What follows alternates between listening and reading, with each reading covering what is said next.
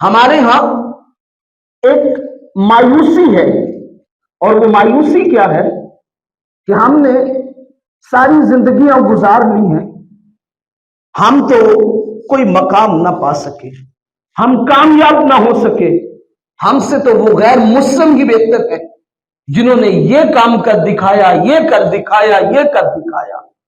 یہاں پہ رک کے ایک بات دل و دماغ کی تختی پہ رقم کر لیجئے، کامیابی دنیا میں شہرت پا لینا اور روپے پیسہ کما لینا، مقام اور منصب کو پا لینا، اس چیز کا نام نہیں ہے، بلکہ کامیابی کس چیز کا نام ہے؟ کامیابی نام ہے ایمانداری کا۔ اگر اللہ کسی کو ایمان کی دولت دے دیتا ہے تو وہ اس بات کو پلے باندھ لے کہ وہ بندہ حقیقت میں کامیاب ہے۔ کبھی بھی اپنے آپ کو کم تر اس وجہ سے نہ سمجھو کہ وہ ہم سے مال و زر میں اعلیٰ ہو گئے، انہوں نے ترقی زیادہ کر لی، ان غیر مسلموں نے ایک مقام، ایک سٹیٹس، ایک معیار بنا لیا۔ معیار اور سٹیٹس اللہ کی بارگاہ میں کامیابی کی ضمانت نہیں ہے۔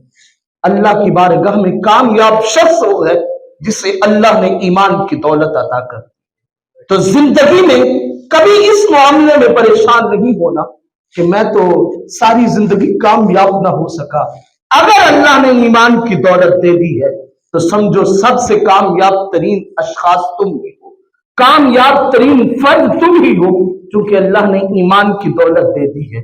اس کو میں ایک مثال کے ساتھ آپ کے سامنے سمجھانے کی کوشش کروں گا۔ مکہ کی سرزمین ہے، میرے اور آپ کے آقا نے پیغام دیا، لوگوں آؤ اللہ وحدہ لا شریک کی طرف۔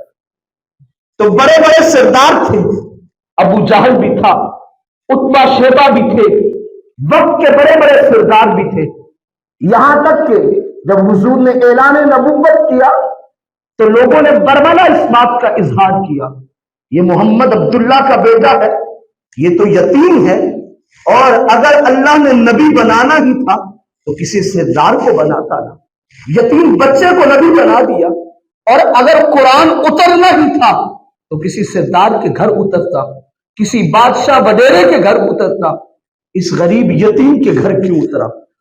تو اللہ نے قرآن میں اس کا تذکرہ فرمایا محبوب انہیں کہہ دیجئے ہم جس بندے کو چن لیتے ہیں اسے مقام عطا کر دیا کرتے ہیں۔ گویا سرداریوں اور بڑے ناموں اور مقاموں سے بندے کو اللہ کا قرب نصیب نہیں ہوتا۔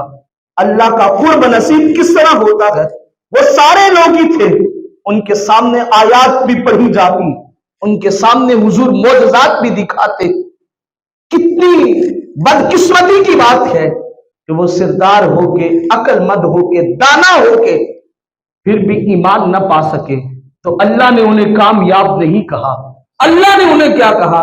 فرمایا انسان نیت میں سب سے بدترین وہ لوگ ہیں جن لوگوں نے محمد کو بھی پایا اور پھر کلمہ پڑھ کے مسلمان نہ ہو سکے۔ گویا سرداری، مقام اور منصب بندے کو کامیاب نہیں کرتا، کامیابی ہے ایمان کی دولت۔ اللہ جسے ایمان کی دولت عطا فرمائے وہ کامیاب ہو جاتا ہے۔ کہاں حبشہ سے چلا سیاہ رنگ کا بلال آتا ہے اور آ کے محمد کا غلام بن جاتا ہے تو وہ کامیاب شخص ہے۔